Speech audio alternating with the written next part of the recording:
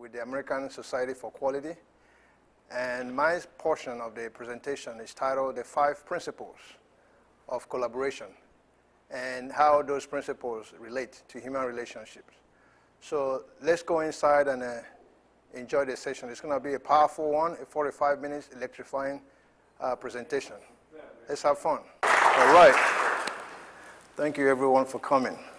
Each time I have such a crowd, it gives me hope to know that somebody out there is interested in my work. So thank you so much for coming. I promise you will leave here different. My topic for this morning is the 5 principles of collaboration, how those principles apply in human relationships. The 5 principles, I will say it up front, and then we'll go back and break it down. Is simply trust, empowerment, effective communication, willingness, and respect. Don't worry, I have it's all in there. I will start with a very interesting quote from Supreme Justice Sonia Sotomayor. She was at the Oklahoma City University last month, speaking to a group of law students, sorry. And she made a profound statement that I held so dearly. I'm going to paraphrase it basically. She said, "You are not entitled to disagree until you understand." And I think that has a lot to do with what our topic is this morning. Collaboration has everything to do with understanding. If we don't understand each other, it's highly likely that we will not collaborate. And those 5 principles will be in play when you don't participate, when you don't collaborate. Our objectives for this morning is actually to explain basic. We're not going to go into, we're not going to elaborate too much on the meaning of collaboration because I know all of us understand the basic of collaboration. And we'll talk about how do we collaborate. Why is collaboration important? Who practices collaboration? And of course, we'll discuss the 5 principles of collaboration. So what I will do is, maybe the first 2 questions, I will throw it back to you guys. What do you guys understand? In your own language, what do you understand by collaboration? Just in one word. Complement, when you can complement each other. Working together, okay. One more. Success, perfect. The second one is, how do we collaborate?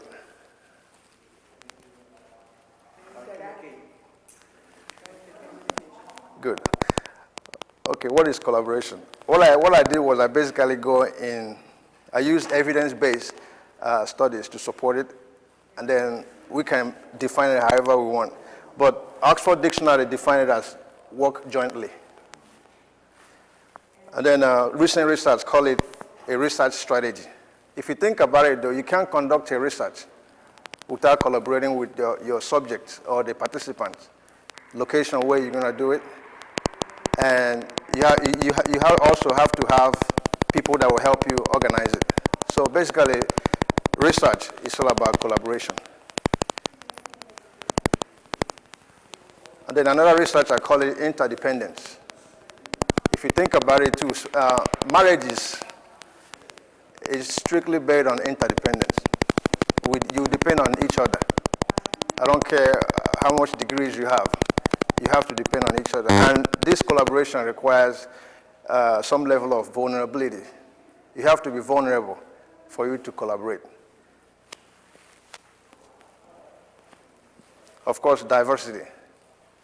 Diversity in this aspect is,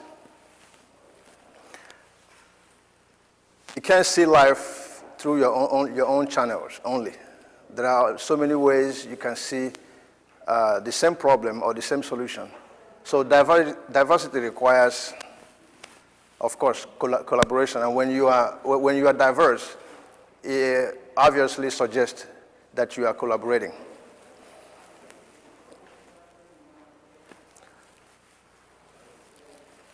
To support my position, National Science Foundation suggests or suggested in their research that an average brain processes about 12 to 60,000 thoughts on a daily basis. And out of those 60,000 thoughts, 80% of them are just negative stuff that we process.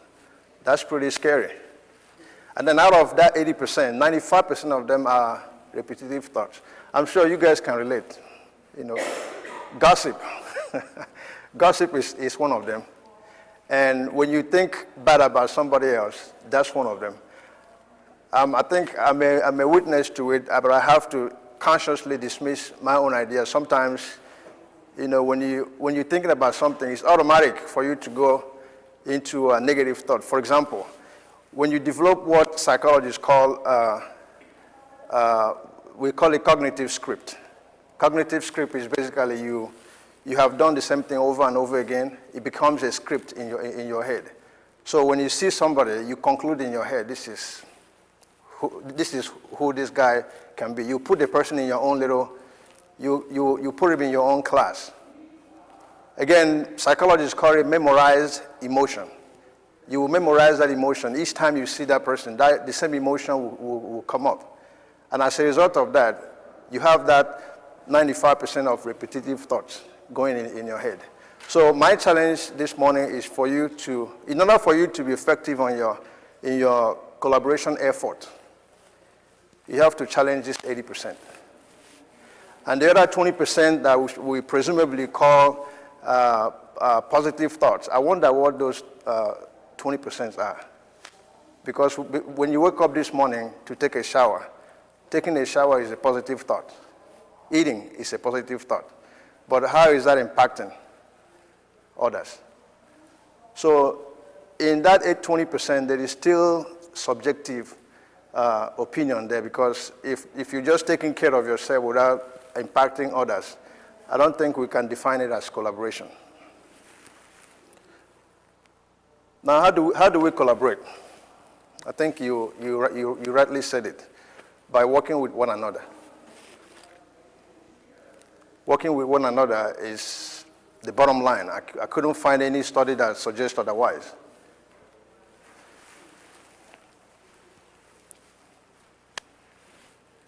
I will also share the work of Emerson. He said, in my works, every man I met is my superior in some way, and in that I learned from him. But I'll just remove that every man and put everyone.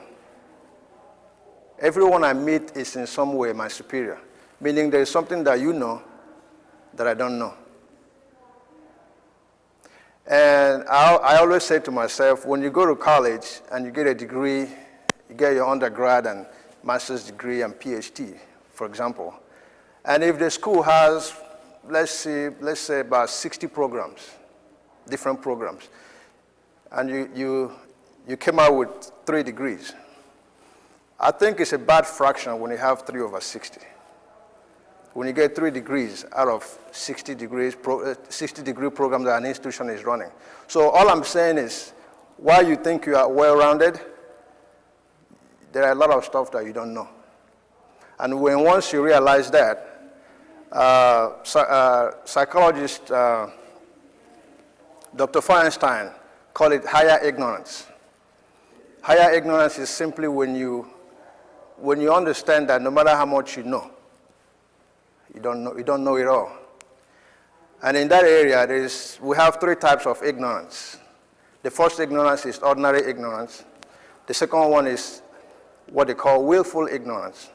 And the third one is higher ignorance, of course. Basic ignorance is coming to this conference. If you don't know it, you apply to be informed, which means you will consult your GPS or you call somebody to give you direction. That's basic ignorance. Now, willful ignorance is the one we try to avoid, because willful ignorance suggests that you know, but you chose not to do it. I'll give you a practical example. In a relationship, husband and wife, your spouse knows very well what ticks you off, but somehow he or she will step on your toes. That's what is called willful ignorance, because I suspect that willful ignorance has a relationship with high divorce rate. The same thing you can apply in employee-employer relationships. When your manager knows you or have studied you, it's likely that the person has to work with you. Otherwise, when they choose not to do that, they are suggesting. They are acting out of stupid ignorance. And then the last one, of course, that I mentioned earlier is higher ignorance. Higher ignorance, as far as I'm concerned, humbles me. It allows me to understand that no matter how much I know, I'm a student, I'm a lifetime student. I'm willing to learn at any given time. All right, so why is collaboration important? I gave some few points. It's important because it increases performance and productivity. If you want to squeeze high performance and productivity, you have to collaborate with your employees. It's very critical. You have to collaborate. Number two is to promote interpersonal relationships. Interpersonal is simply suggest that you give each other a space to be. You can't overcloud, you can't overshadow your friend with your own personal dogmas. I call it dogmas because, again, you go back to 80% of thoughts. It's dogma because you kept marrying to your own negative thoughts. It promotes peaceful environment. I don't know how an environment will be peaceful without collaboration, because I believe collaboration dwells in a peaceful atmosphere. To assist one another. I recently finished a leadership seminar in Arizona. What I did was I brought 5 professionals from law, pharmacy, education, and spirituality and engineering. I brought them together. The basic principle was to teach people what you don't know about that field. The basic. You know, when you go to your doctor, the doctor will spend 2 or 3 minutes and tell you do this A, B, and C, and you're out. But we spent 3 hours on the 18th of October, we spent 3 hours educating the public, educating the audience that showed up. Each speaker had their own area of training, and then they spent 20 to 30 minutes presenting and answering questions. So we had like 95% success rate. Basically, people that went in there, things that they don't know about psychology. I brought in my own little knowledge. Same thing with medicine. The next one is to learn how to be patient. Collaboration will teach you to be patient. I did a lot of teamwork in school. And boy, there are some people that are just lousy. They're just lousy. They wait till the last minute to finish their work. And eventually you will jump in, or you jump in to finish it because you don't want the whole group to look bad. So collaboration actually will teach you how to be patient.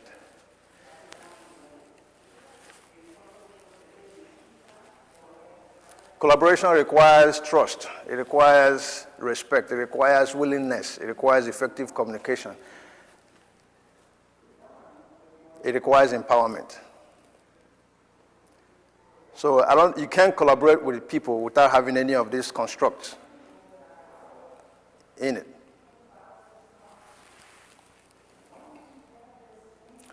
So I guess the question is, who practices collaboration? You smiling? do you guys want to give? Do you guys want to give it a shot? Do you have to be a bourgeois or?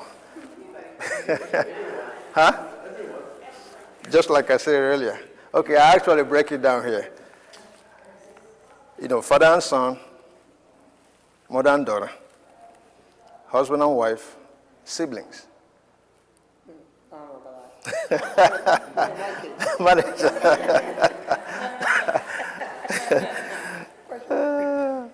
You know, manager and employee, government officials, although that one has a little question mark on it.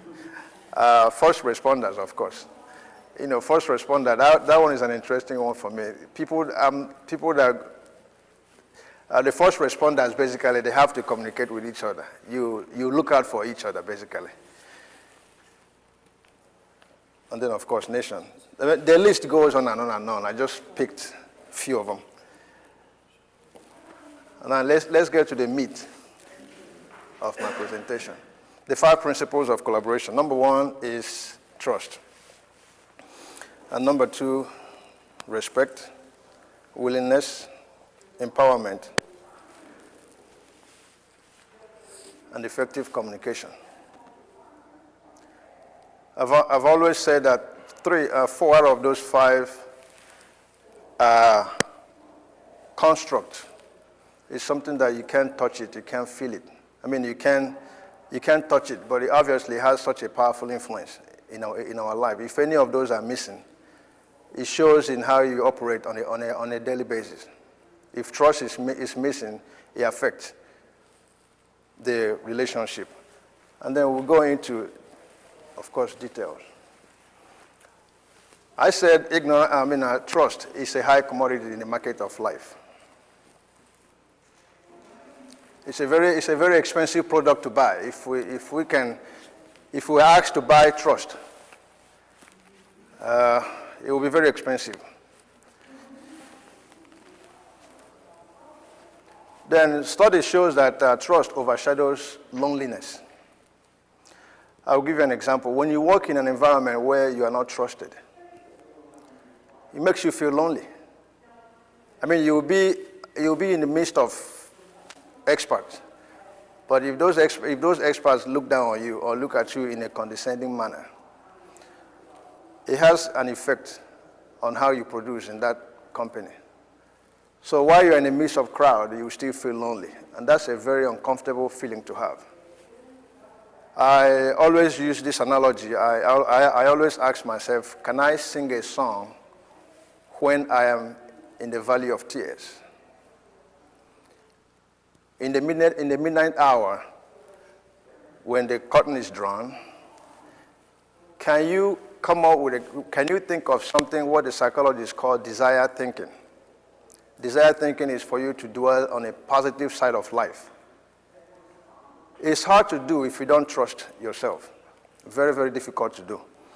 So, study shows that trust overshadows loneliness. When you are trusted in where you work at, it's likely that you outperform others.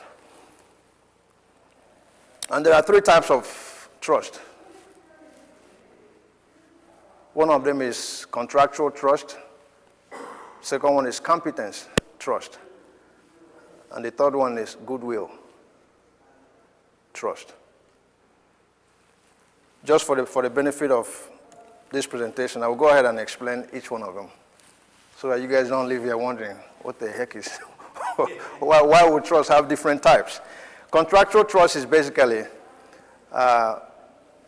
it can be a verbal contract, it can be a written contract. For example, the cameraman told me last night that he will be here to record this event for me. I never met him before. Last night was my first time. But we had like 10, 20 minutes conversation. And he told me, yeah, I will do it for you. So I gave him that benefit of doubt. That's a verbal trust I gave him there, or a verbal contract. And just for the fact that I gave him that contract, that trust, that contractual trust, he's here today. So in that aspect of his life, I don't know about the competence part of it until he completes his work, of course. Then I will see the competence, the skills aspect of his job. So what does that mean? Without trust, well, trust reduces transactional cost. When you trust somebody, there's a possibility you give that person a good deal in business. There is high likelihood that you give him a little break if you trust that person. If you don't trust that person, there's a tendency of you hijacking the price so that you dismiss the person. So there is a correlation between transactional cost and trust. And of course, it increases sociability. You know, friendships and relationships are built upon this contractual trust. I have a friend that always, he never on time. I mean, that part of his life is just terrible. But when he do show up, he will perform. So the problem is to drag him to come. So now, having studied that there are 3 different types of trust, I have realized that I have to ask myself that question. Before I say I don't trust somebody, what level of trust that you don't trust that? You can't just say I don't trust him. I usually ask people what part of that trust you don't, what part of his life you don't trust. And also it serves as a basis for cooperation. When you trust somebody, you open up. Basically, you will tell the person stuff that the person, he or she, will never even expect you to say. Then let's go to competence trust. Competence trust is the same as skills. You know, if you're an engineer, if you're a software engineer, I expect you when I ask you to do an engineering-related job, I expect you to perform. I expect you to produce based on that skill. Not so much about the contract, the contractual, but based on the skill. And if you're a lawyer, you're supposed to defend me. I expect you to defend me in court based on that. You might be a jerk on the street, but when it comes to your work, I count on you. What does that do? Competence trust is based on proficiency, which I just mentioned. And then also, it reflects on high professional standards. Because when you trust, like I said, I will use my friend again as an example. I will evaluate his skills after he must have produced this work.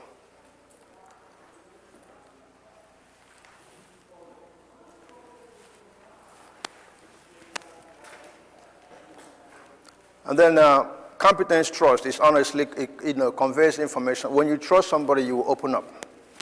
That's why when detectives get involved in a case, they will squeeze the suspect, find a way to sweet-talk the suspect so that they can open up. In that process, they will use all kinds of techniques to do that.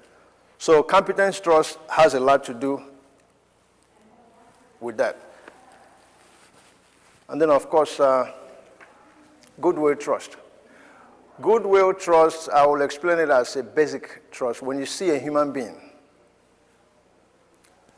the basic thing you can do for that person is to trust that person on a goodwill level, which means he's a human being like you. He has all the features that you have, hopefully. When you approach humans or people from that angle, it's likely that you will open yourself up to collaborate or to communicate with that person. Does that make sense? Yeah. So goodwill trust basically has a critical success factor.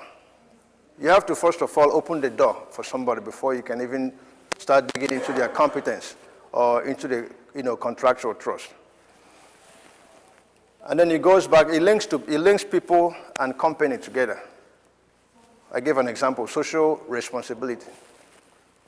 Social responsibility, you see a lot of companies, multinational companies in Africa. For example, Shell. Shell, they are well known in Nigeria. And there is a big problem there in the southern part of Nigeria where the people are protesting that Shell are not giving back to the community. So when that happens, means the goodwill trust has been broken. So basically, goodwill trust suggests that there has to be a relationship or a marriage in terms of trust between the community and the company that is working there. And you see a lot of, I'll give another example, Bill Gates Foundation. I mean, they do a lot in Africa. Oprah, I went to South Africa a couple of years ago. She owned like 2.5 mile stretch shopping mall. They have everything. They have, you name it. So in that aspect, that area that I visited is called Sunny Park. That area enjoying this goodwill trust, which means the community, they trust him, they trusted that Oprah is there investing back in their community.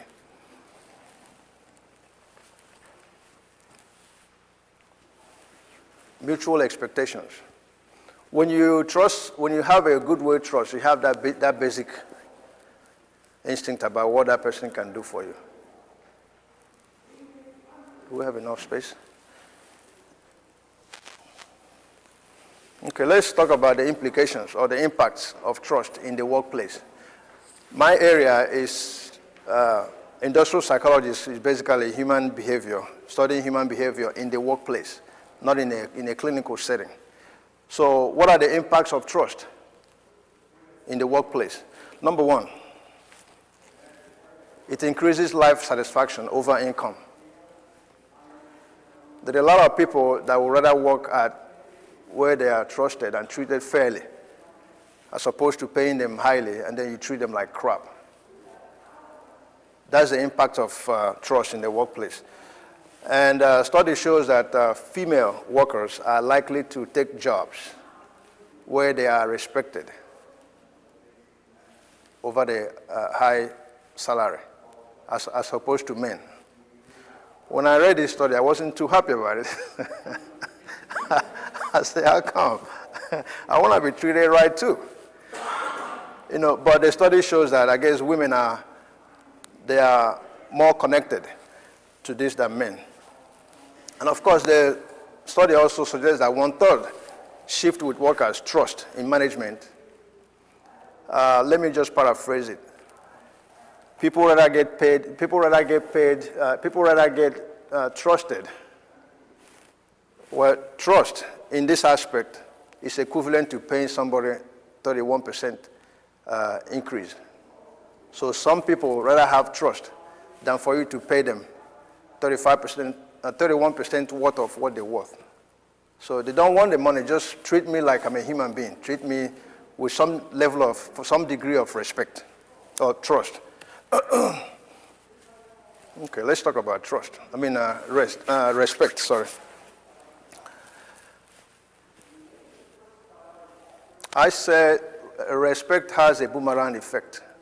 Boomerang is basically what goes up must come down, or what come around, basically. If you respect is reciprocal, which means you treat me right, I treat you right. Basically, I guess it's a two-way traffic. You can't disrespect somebody and expect the person to respect you. Most of the times in the workplace, over the last 17 years I've been with UPS, you see a lot of this. You see a lot of breakdown in this aspect. The supervisors want you to do excellent work, but yet they avoid eye contact. They avoid listening to you when you have a problem. And when you have this kind of environment, you lose respect for your management. And when you do that, it has a direct correlation on performance and productivity. This one has to do with doctors. Although we are, when you go to a doctor, you go there as a patient. You are also there as a person. So doctor has to treat you as a person and also as a patient. I don't know if that makes sense. There is a respect there that he will approach you, not he or she will approach you or treat you in a way that you will still have some level of respect for yourself before you can get healed. So the cognitive aspect of respect suggests that he will respect you as a patient, and the behavioral aspect of it, he will respect you as a person. So he will see you as a patient and as a person at the same time. You cannot separate those two. The moment doctors start to separate those two, it affects the fabric of your relationship or the collaboration with the doctor. So that's why sometimes when you go to doctors, you see them carrying their their computer, and they will avoid eye contact. In most cases, for me, I don't know, maybe it's because of my background, I feel disconnected. Because if you can't look at me, how will, I mean, there's a lot to learn by just looking at somebody straight in their eyes. If you're avoiding eye contact, how can I don't trust you, basically. I don't have that respect. So in most cases, there's a psychiatrist in Arizona called Dr. Carl Hammerschlag. He went to Yale, of course, and then when he came back, he decided to practice at Indian Nation in Arizona. And he went there with all his degrees. He went there with a litany of his exposures. So one 75-year-old patient asked him a simple question: where do you learn how to heal? Of course, Dr. Hammerschlag gave him the litany of his qualifications. You know, I went to school here, I did my internship here, and da-da-da-da. Actually, this Indian American was asking him, can you connect body, mind, and soul together? That's what he was asking, not where you get your piece of paper, not where you do your intern. Can you connect with me on that level? So the moment he understood, or he understand that, he wrote a book called Dancing Feathers. In that book, he simply said the way you see things might not be the way they are. You're just seeing that through your lens or through your beliefs. And Dr. Joe Dispenza, another neuroscientist, he said that our beliefs are connected to our feelings. Our beliefs are connected to our feelings. We simply suggest, for example, if you're a Christian, you see life through that lens. And your conversation will evolve in that aspect. Your conversation will suggest whether you support abortion or against it, based on that. Your beliefs your belief will express whether you are in for child slavery. I'm just using that as an example, or not. So there is a strong correlation between what we believe in and how we feel.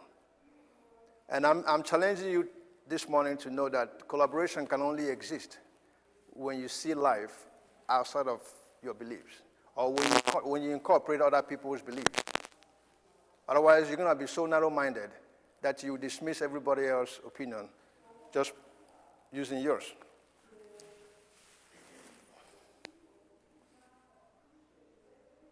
Wow.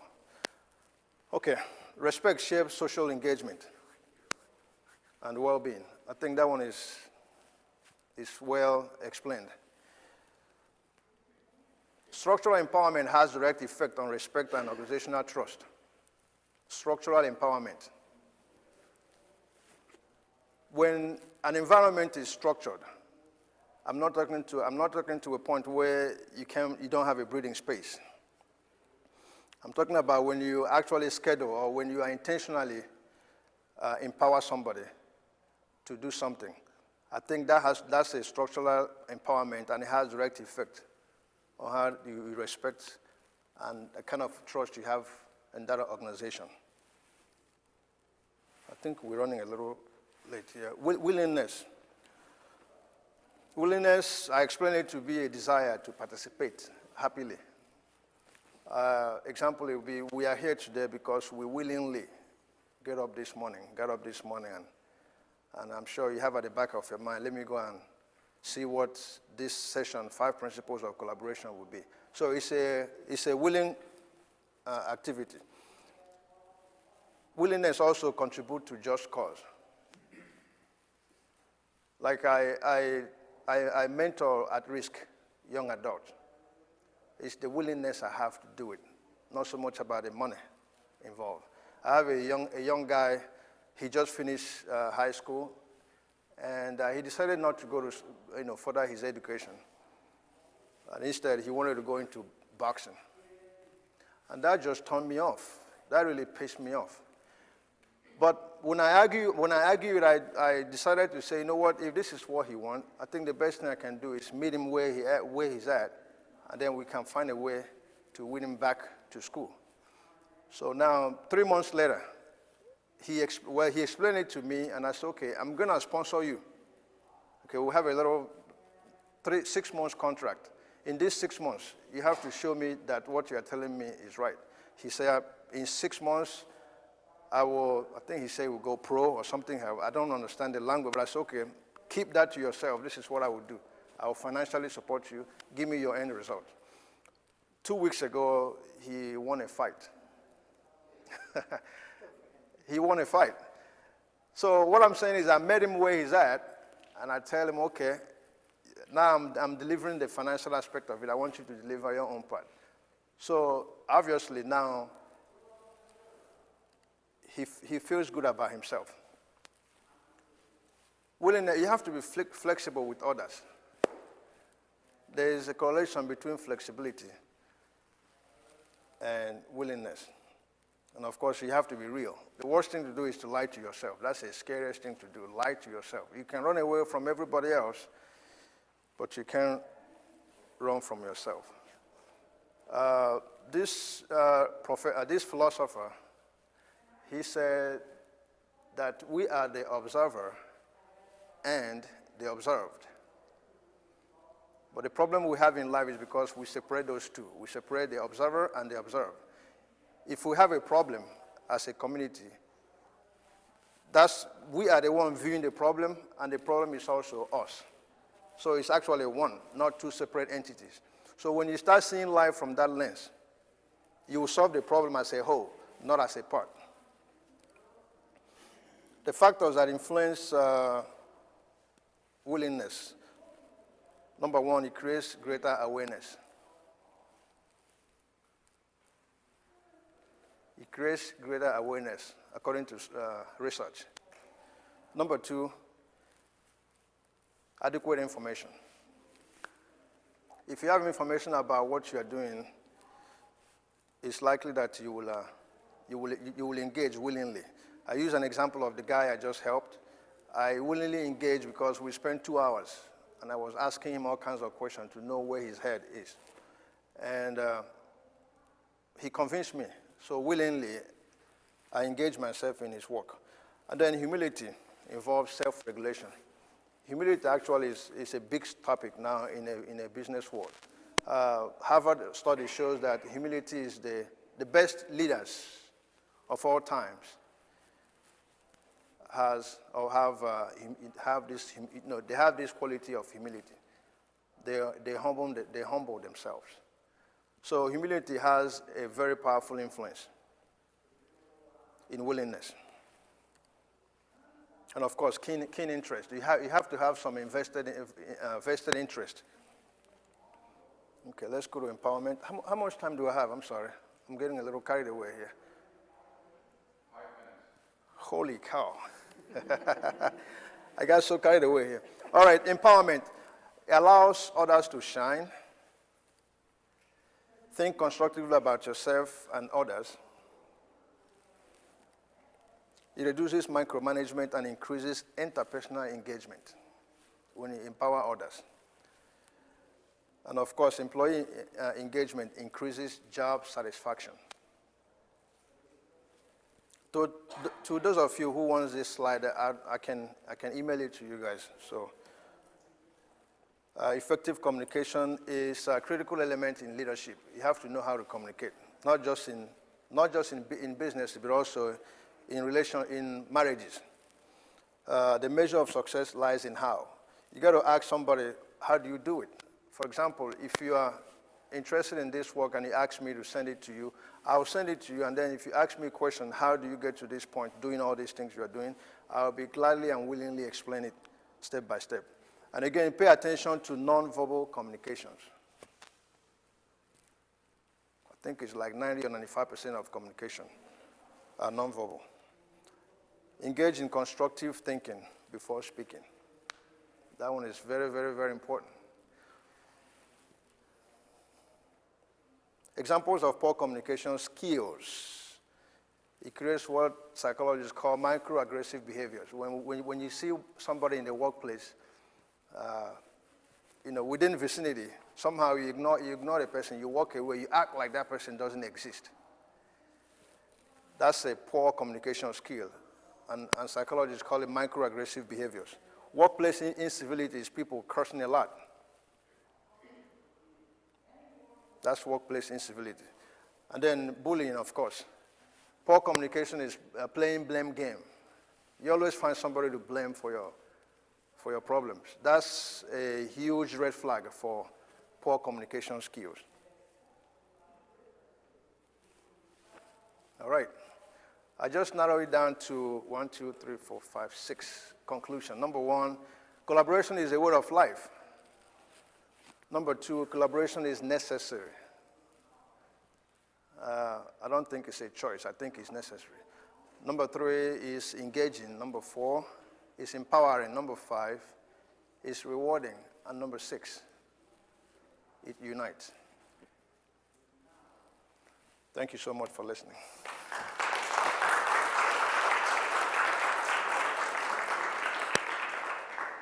On behalf of the Planning Committee, as well as the Conference Committee, Ibeh, I wanted to offer this little gift to you as Thank a you. token of our appreciation. Thank you so much. Thank you. I appreciate you. Thank you.